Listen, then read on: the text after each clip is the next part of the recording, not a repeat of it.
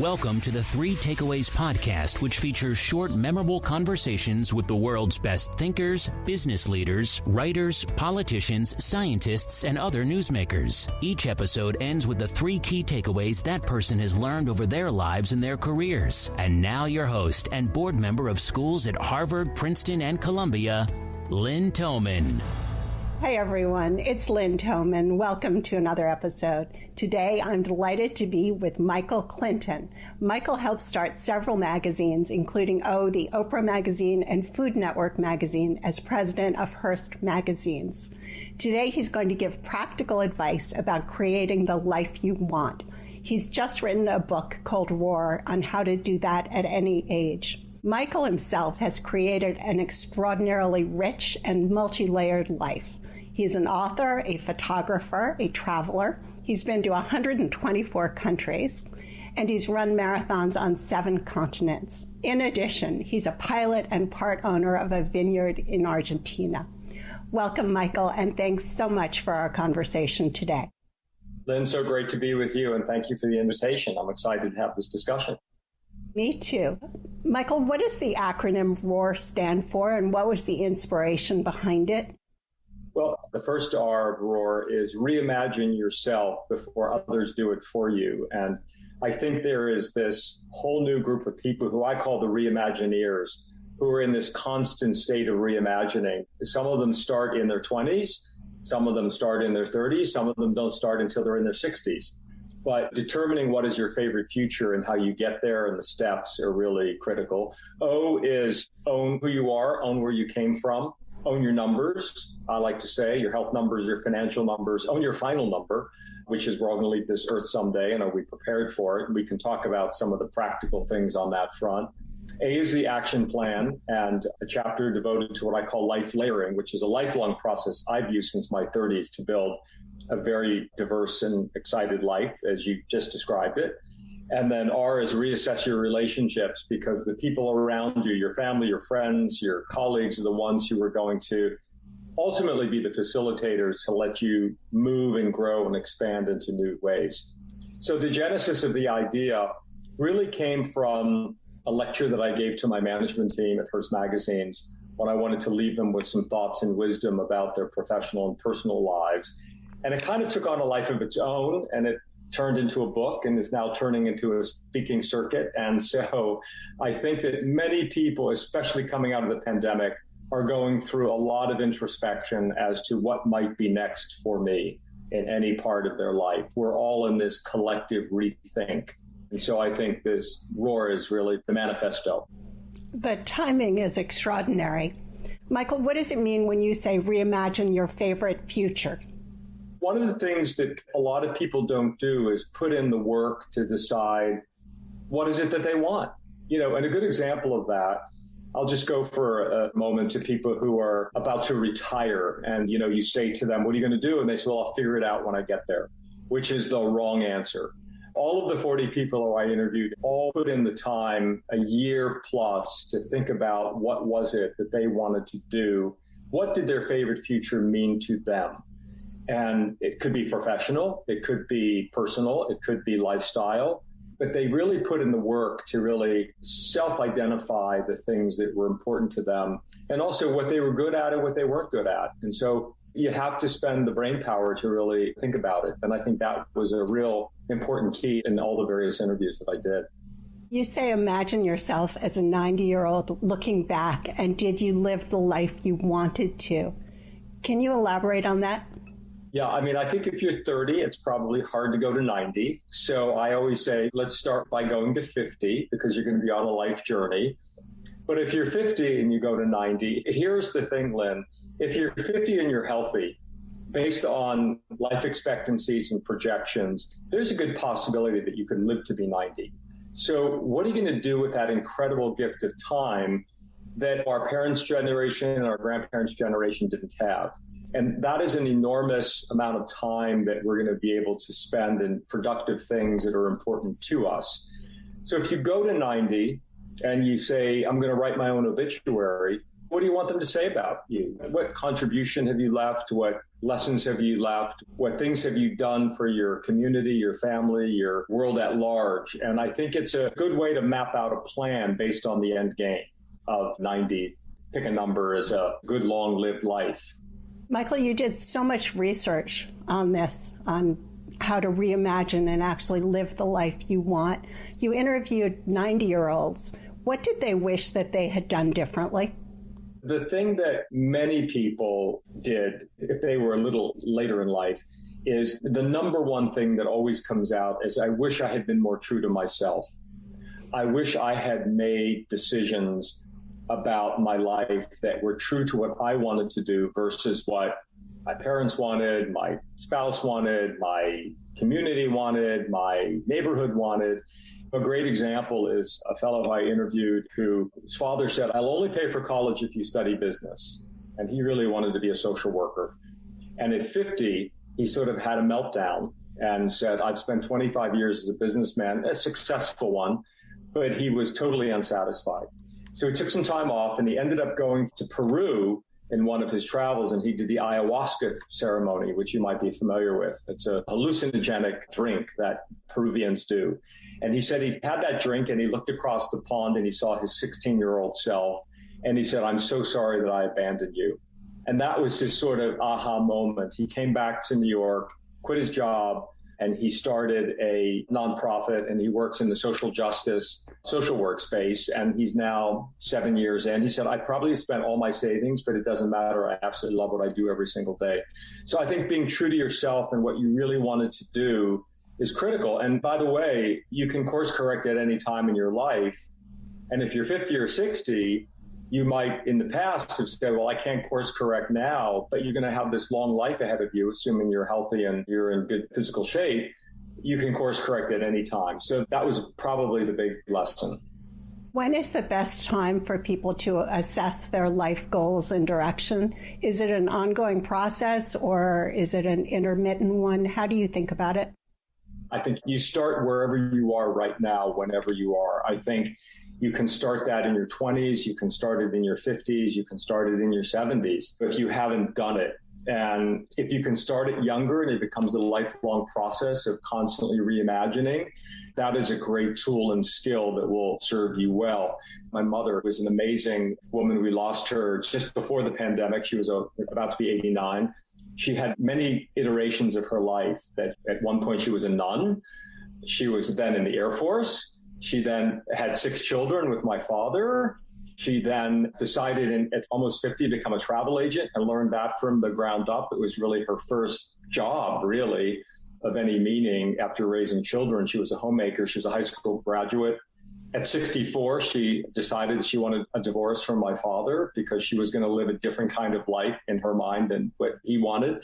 So she was constantly reimagining who she was. And she didn't have a big education, but she had a great imagination. And she's inspired all of us in our family. But I think you can do that at any time in your life. Wonderful to have a mother like that. Yeah. Michael, so the R is for reimagine your life. And the next letter of your acronym is the O for own who you are. What do you mean by that? So the O is really own where you are right now. Own your realistic moment in terms of where you are. We've all made good decisions, bad decisions in our past, and there's not much you can do about that, but you can own what your present situation is. And many people think they're somewhere in a realistic way, but they really aren't. So you have to go through that assessment. You have to own your health numbers. It's amazing to me when you talk to people who are 50 plus, don't know their blood pressure, their heart rate, their cholesterol numbers. Those are fundamental things to a well-lived life and an important good life. Own your financial numbers because, especially for younger people where there are no more pension plans and who knows about the future of Social Security, 401ks you should take advantage of. But how do you want to live your life after your main earning years? And will you have enough money and cash flow to do that? So what's your prescription that you have for yourself? And then own your final number. At some point, especially those in midlife, have to think about, well, if I leave planet Earth someday, what's important to me? Do I want to party? Do I want something more solemn? Do I want to do not resuscitate? Do you have living wills? Do you have power of attorneys? All of those things that we like to not think about, but are important to really make sure that we're putting into its proper focus.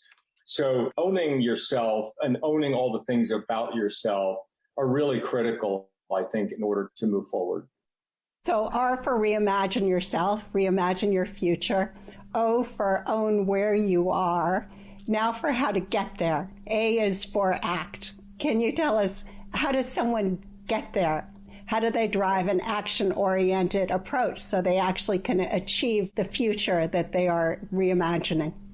The action plan is obviously the critical piece of all of this. And there are a lot of tools and resources that allow you to develop what you want is your own personal action plan. And, that takes courage, and that takes editing out the extraneous things in your life that no longer matter. That takes a deep focus on what it is that you want to change. One woman I interviewed wanted to change everything. She wanted to change her career, her lifestyle, her love life. She wanted to change everything. That was a big order. She called it the year of change, and she did it all, and she does tell the story. But I like to say, pick the one thing that you're focused on and go very deep on it and examine what it is and commit yourself to that. One of the practical ideas, this was an interview with a woman who was a working mother, who was a single mother, and she had gotten divorced and she had shared custody with her ex-husband of the kids. And she had a free weekend every other week. And she was in her late 40s and she had 48 hours every other week. And I was like, wow, what a gift. Now, what are you going to do with that? Take those 26 weeks times 48 hours. And what's the math? 1278, something like that. And call that your Project 1278 for the year. What are you going to do with that time that you have now that's just for you? Because the kids are with the father and you're on your own. And so some practical steps that go through that process in terms of using time in an effective way. I also like the idea of every year, the beginning of the year, I have a physical journal where I write down all the things that I'm hoping to accomplish that year in all aspects of my life. And the first week of every month, I go check that journal and see how I'm doing. It keeps my own feet to my fire. So if it's in July and in January, I said, I want to learn how to speak Spanish and I've done nothing to learn how to speak Spanish, then I go, who else can I blame but myself? So there are different tools and different approaches you can take. Those are just some off the top. And the other thing is layered life, which is this notion of life layering, where you build out layer in areas that you're really interested in. And that becomes a lifelong pursuit, that layer. So you treat that layer as if you would treat a business or a professional career, whatever that layer might be. For me, it was travel, adventure travel. It was photography. It was philanthropy. And you never give up on those layers. And then you end up building this big, beautiful, delicious layer cake, I like to say, of life. So basically what you're telling people is don't have a single layered life. Don't be 100% focused on your job or your marriage or any one thing, but build in different layers, different parallel lives, I guess. Absolutely, because if one of those things goes away or implodes on you, the example I always like to use is the seat that we all sit in from a professional standpoint is generally a rented seat.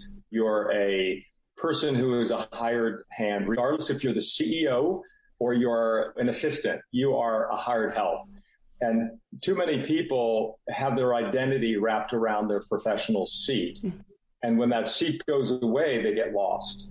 And if you have multiple layers, then you have an identity that you've created for yourself where you self-identify in lots of other ways.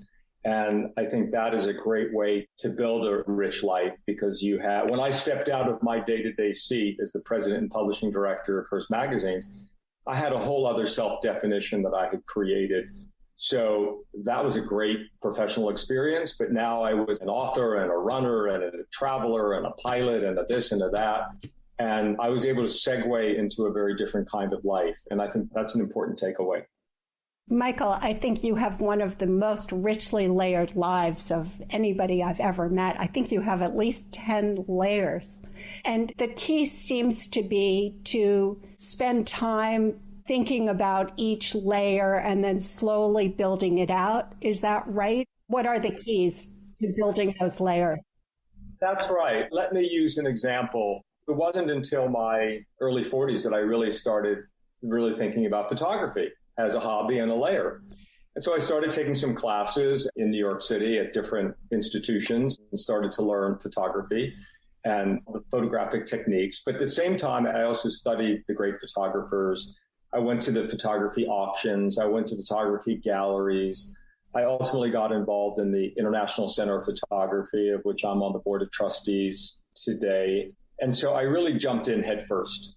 And I started, when digital came along, I taught myself digital photography and started producing digital photography. And through all of that process, I had a friend who was an artist, and she said, you should do a photography show. And I said, well, I'm not a great photographer, but I'll do a pop-up if it can be a fundraiser for a board that I'm on, which was the Starlight Foundation, which is like Make-A-Wish. And we did it, and we had a great evening, and we raised a lot of money and sold 150 plus photographs. And I was like, wow, this is interesting. And that led to some other shows, which ultimately led to someone asking me if I would consider doing a photography book. And I was sort of not on my radar, but another friend, and I think this is relying on friends who know you're interested in a subject, connected me with a fine arts publisher. And I did my first book of photography, which has now become 8 books of photography and other photography shows and selling prints to people. But this was over an arc of 20 plus years, 25 years-ish. So if you stay with your layer and you keep mining it and expanding it and molding it, you end up having a very rich experience within your chosen area that is of interest to you. So that would be a good example of how I would describe it. So the final letter of ROAR is R for reassess your relationships. And you say including personal, professional, and community. Can you tell us about that? The influences that we have in our lives change and morph as we live longer, don't they? And we all know those college friends that we had who now 25 years later may or may not be the best influence in your life. And those relationships may be sunsetting, may have to be finished off because they're toxic. And it's a hard decision to make, but you have to find the people during the course of your life who are supporting who you are, what you want to do, and what you want to achieve. I always say I've met great people in every decade of my life who become great friends. And those people are meeting you at a point in time that is not your 25-year-old self, it might be your 45-year-old self. And so it's important to have people that are constantly coming into your universe, taking people out of your universe. And by the way, that includes family, which is hard to do, but we all have got to do it because we know the family members who drag us down. That posse of people that you create around yourself are the ones who are going to be allowing you to move into the next phase of your decisions and what you want to do. And so I did an interesting interview with the psychologist, and she talks about how oftentimes in midlife people get really bogged down with negative self-talk. Because, I didn't get that promotion, or I lost that love in my life, or I should have done that, and am I really as smart as I think I am, and et cetera, et cetera. And this negative self-talk can get amplified. And one of the techniques, she says, is to surround yourself with those people who give you positive talk. The people who, it doesn't matter who it is. It could be a neighbor. It could be someone in your community. It can be someone at your office who just say, you are the greatest. Surround yourself with those people because they're the ones who will help you get out of that negative self-talk and move forward. And so the relationship piece of this is really important in terms of your desire to evolve and change. And that's what those subjects are about, those topics. Michael, what is the best advice that you received? Wow. The best advice I ever received was, I'm going to go back to the seat. Because when I was a young success, I was the youngest publisher in the magazine industry. At 34, I was the publisher of GQ, incredible, fun magazine. And I had just come back from a trip to Europe, and I had been having dinner at Giorgio Armani's house, and I had been meeting Cary Grant, who was on our cover and was being shot, and others. And a very wise person who is older than me said, you have to remember one thing. The only reason you're experiencing all of this is because of the seat that you sit in. It's not because of you. And I was like, ding, ding, ding, ding, ding. Absolutely. And at that point, I always knew that I had to keep my feet on the ground and not drink the Kool-Aid of my intoxicating seat. And I could tell you many, many, many incredible experiences that I've had, but it was because of the seat I sat in versus who I am as an individual. And that was really a huge piece of advice that I've always followed since those early professional years. That is wonderful advice. Michael, if I can ask, what mistakes did you make? Let's see.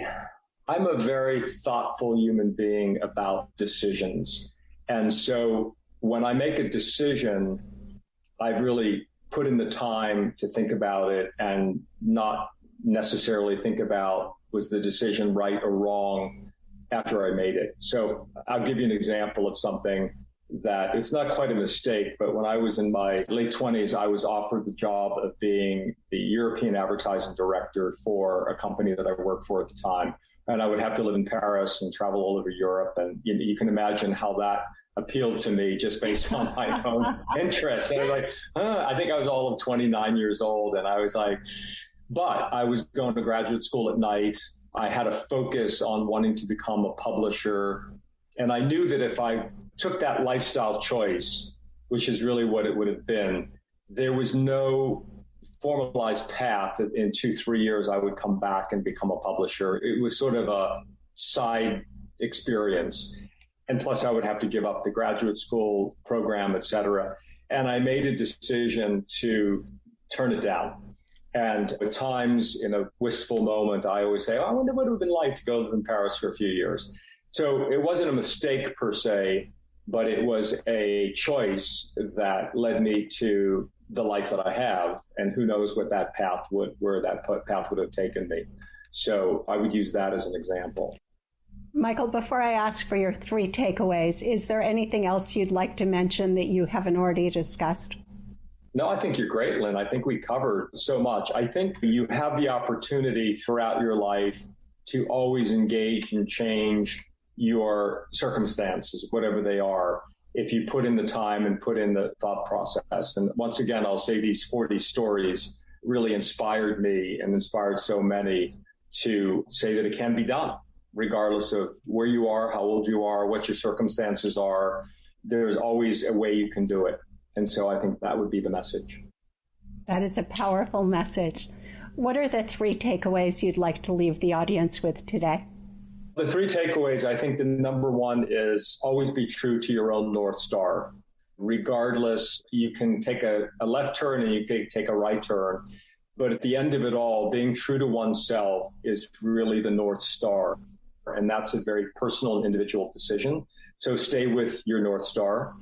The second thing I would say is don't identify yourself by the professional seat you sit in. Build that multi-layered life that we talked about and really create a multiple sense of who you are, because it will serve you well in all periods of your life, but particularly as you're outside of your first career and you're thriving and living a different kind of life.